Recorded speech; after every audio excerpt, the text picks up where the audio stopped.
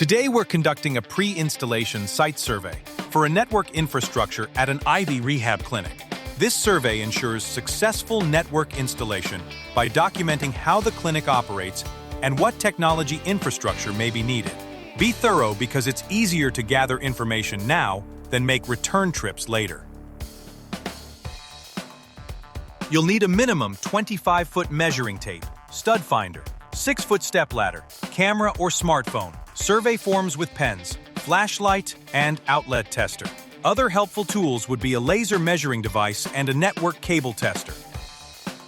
Before you begin, make sure you have your floor plan ready for notation. You'll need to name or cross-reference each picture with its location.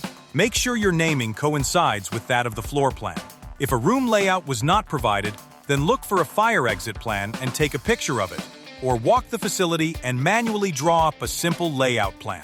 Either way, we need to end up with a floor plan with rooms labeled so we can match up with the pictures you take. Please keep in mind, when taking photos in a medical facility, it's absolutely essential to avoid capturing any identifiable patient information, including faces, names, charts, or screens. HIPAA regulations strictly protect patient privacy, and any breach, intentional or accidental, can result in serious legal consequences. Always stay mindful of your surroundings. Now let's get started. Let's start in the network closet, where all low-voltage cabling and network equipment come together. Our goal is to end up with a clean and organized space for all core network infrastructure components. Look for where our 3x3-foot plywood backboard will mount, what existing gear can be reused, and what upgrades are needed. Start by checking how the existing equipment is installed, wall-mounted, or in a rack or cabinet. Note the rack size and whether the closet is shared or dedicated. Document all carrier equipment and count open ports. List all existing network gear by make and model. Check how many outlets are available. And note if a dedicated outlet is needed for the network rack to plug into.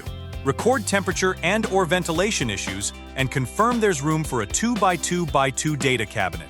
It will be on a hinge and will need space to swing open. Look for an alternate spot if space is tight. If there are any local servers on site, note the make and model of each one. Then confirm the type of cabling to drops, Cat5 or Cat6. Note the ceiling type, solid or drop. Also, note ceiling height for planning future cable runs. Make sure your pictures show everything in the room and note if it needs to be cleaned out before we can work. A clean, organized space makes for a smooth transition to our company's standards. In this section, find and document the D-Marc, where the carrier's internet service enters the building. Note the cable type, and if it's extended, trace and record where it goes. We want to know any challenges to adding a new circuit. Take clear photos of the cabling, path, and any connected devices like modems or routers. Capture circuit IDs or labels to identify the carrier. This may provide clues to any existing phones, lines for fax machines, elevators, or alarm systems.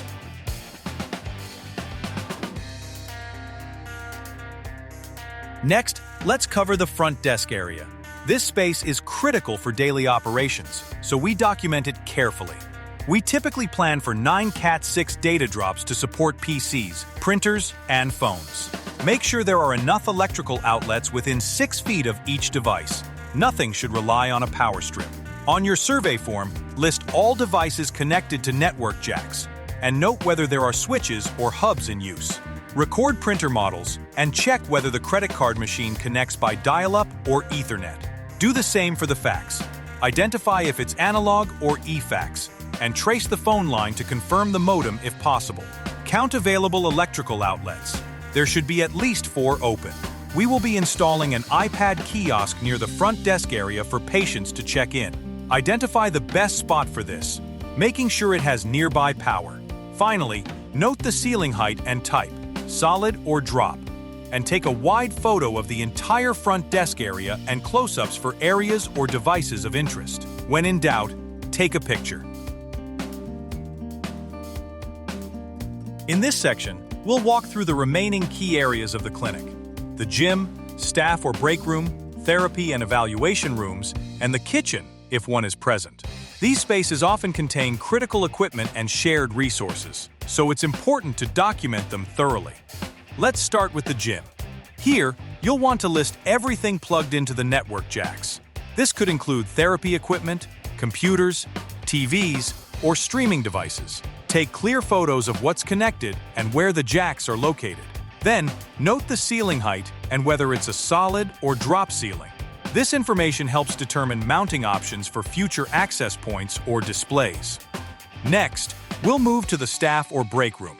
List all devices connected to network jacks and check for any unmanaged switches or hubs that might be in use. Record the printer make and model. Count the number of electrical outlets. Finally, record the ceiling height and type here as well. Remember to take a wide photo of the entire room for context. For each therapy or evaluation room, list every device connected to a network jack.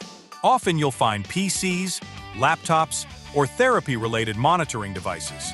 Again, record the ceiling height and ceiling type.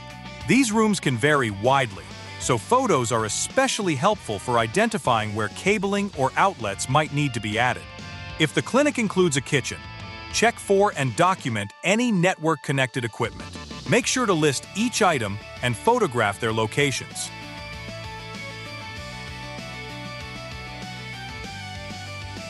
In this section, we'll focus on wiring, one of the most critical parts of the site survey. Our goal is to determine whether the existing cabling can be reused or if new runs will be required. Start by identifying what type of cable is currently on site: Cat5, Cat5e, or Cat6. We require Cat5 or better, but ideally, all wiring should be Cat6 for future-proofing. Next, check if the existing cables have enough slack to reach the new network cabinet location. If there's sufficient length, note that they can be re-terminated into the new rack. This can save both time and cost during installation. Determine whether the D-Marc will need to be extended to the new cabinet. If so, measure the distance and record whether the extension will use Cat6 or coax cable. If new wire is needed, estimate the lengths required for each drop and the total footage. Be sure to specify how many drops will reuse existing wiring and how many will be new. While surveying, pay close attention to wall types and obstacles. Note any exterior, brick, stone, or windowed walls that might make cable routing difficult. This helps our installers plan the best paths ahead of time. Finally, identify where wire molding will be required. For example, when running cable along finished walls or open areas. Record how much will be needed and where. In this section, we'll review all phone lines and phone equipment at the site. Even though we'll ultimately be converting to a cloud-based voice system for phones and fax, it's important to identify any existing lines that must remain active or require special handling. Start by identifying each phone line and its purpose. Many clinics still have POTS lines used for elevators, alarm panels, fax machines, or legacy PBX systems. Note which lines are in use and label them clearly in your survey. Pay special attention to any phone line that might be used for outbound 911 calling. Next, document all phone types and locations throughout the site. This includes desktop handsets, wall-mounted phones, and any specialty phones, such as those in therapy rooms or exam areas. This helps our voice team plan replacements and extensions. For fax and PBX systems, gather as much detail as possible. Note the make and model, and whether they connect through analog POTS lines or carrier-provided equipment such as an ATA or an ONT media converter. This tells us which systems may need special configuration during the transition to the new cloud service. When you're finished, your survey should clearly show the purpose of every phone line, where each phone is located, and how any fax or PBX systems are connected. These details ensure a smooth migration and prevent disruption to critical services like alarms and elevators. In this section, we'll review the floor plan to help plan cabling and network layout. If a floor plan is available, use it as your base and confirm it matches the actual space. Note any layout changes or remodels. If no plan is available, record the clinic dimensions, length, width, and total square footage. Identify wall types like brick, cinder block, or glass, since these affect Wi-Fi and cabling. Mark the number and placement of wireless access points, and note which floor the network closet is on if there are multiple levels. Finally, describe how cables will be pulled, through conduit, open ceiling, or wire molding.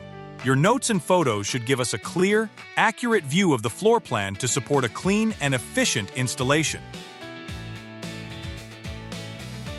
In this section, we'll cover the camera and alarm systems, which are essential for clinic security and compliance. Start by documenting the camera system. Record the number of cameras, their locations, and the reporting method, whether they connect to a DVR, NVR, or a cloud-based service. Take clear photos of each camera, as well as any equipment, labels, and connections inside the rack or cabinet. Be sure to note how each camera is powered and connected, especially if PoE or separate power supplies are used. Next, locate the alarm system. Take a photo of the main alarm box and document its location and reporting method, such as POTS, cellular, or network-based reporting. Thorough documentation of cameras, alarms, and their connections helps ensure we maintain full security coverage and understand how these systems will integrate with the new network.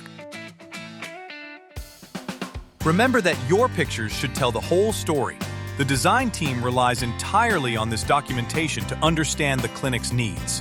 Because of your thorough work, this clinic will benefit from a reliable network infrastructure that will enable IV's outstanding patient care for years to come. We hope you have found this video helpful. Thank you for watching.